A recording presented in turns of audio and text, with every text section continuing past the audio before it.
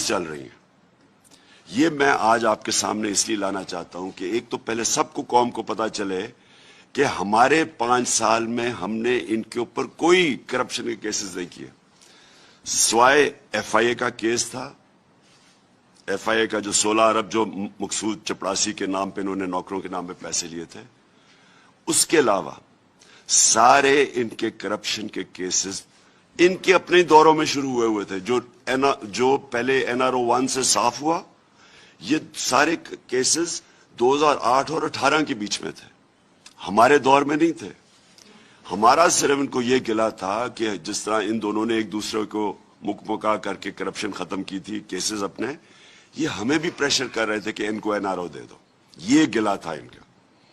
मैं जो आपके सामने ये चीजें प्रेजेंट कर रहा हूं, ये व्हाइट पेपर, इसका मकसद क्या है?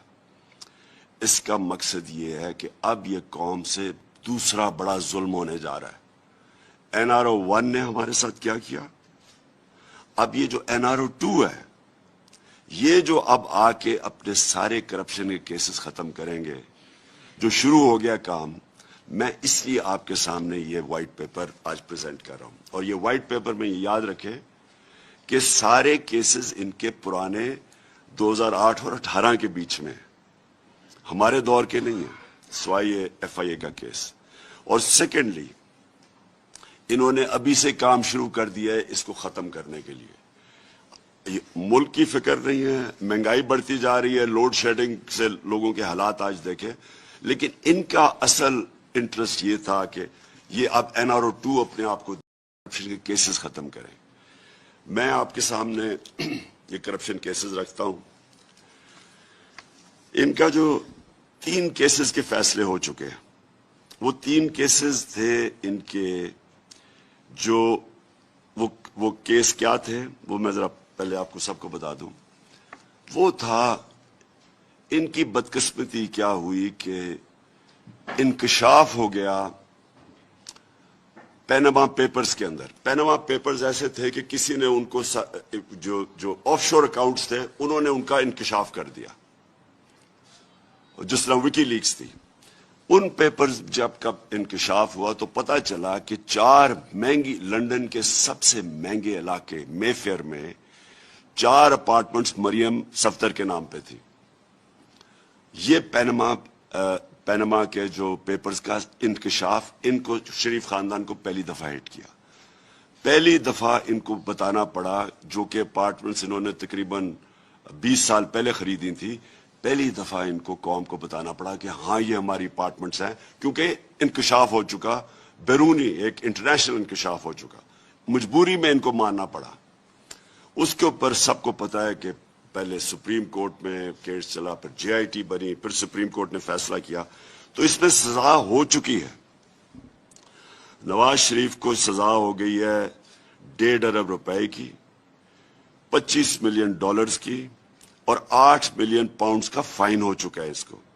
7 से 10 साल जेल हो चुकी है इसको, जिसमें से वो झूठ बोल के तो मुल्क से बाहर भागे हुए हैं बेल पे। मरियम नवाज को 8 साल की सजा हो चुकी है और 2 मिलियन पाउंड्स का फाइन हो चुका है, वो भी बेल पे है, सजा हो चुकी है।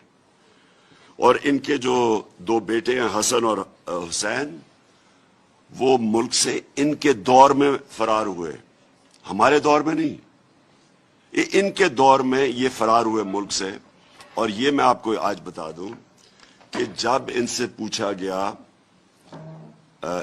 पूछा गया कि जनाब आपने जवाब देना है, तो दोनों ने कहा हम पाकिस्तान के शहरी नहीं हैं। इसकी कोई मिसाल नहीं मिलती।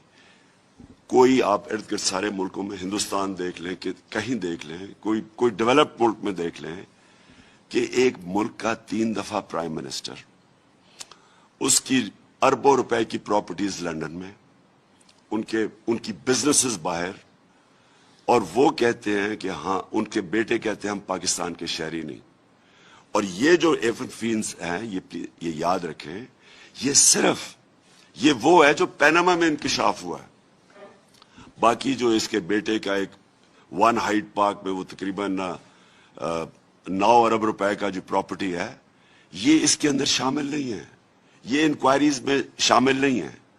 جو ان کی باقی پراپرٹیز ہیں جو چھپی ہوئی ہیں وہ یہ تو ٹپ آف دی آئس برگ ہے, تو کچھ نہیں ہے جو ان کے باقی پراپرٹیز باہر پڑی ہوئی ہیں. تو یہ صرف وہ ہیں جو آپ کے سامنے آئے. یہ ٹوٹل کیسز میں آپ کو بتا دوں, اس میں 40 سے 45 ارب روپے کے وہ کیسز ہیں جو کہ فیصلہ ہو چکا, جو انڈر ٹرائل ہیں اور جن کے اندر انکوائریز ہیں. 40 سے 45 ارب کے یہ کیسز ہیں اور 16 کیسز ہیں.